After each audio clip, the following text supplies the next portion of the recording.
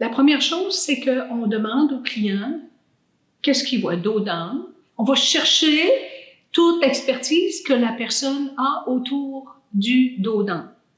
En as-tu déjà vu? OK, ça sert à quoi?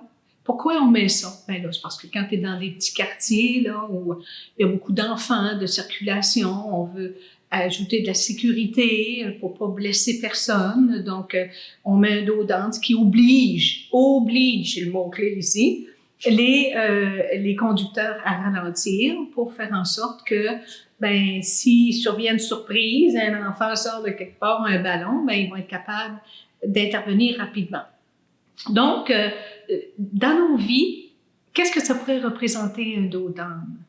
Hein? Comme par exemple, en début d'année, là, moi, lorsque j'enseignais beaucoup à l'étranger, mon horaire était plein 2 ans d'avance, hein, parce que les congrès en Europe, en Afrique, en Chine, tout ça, ils planifiaient là, pour réserver leur salle, tout ça, eux autres réservaient comme 2 ans d'avance.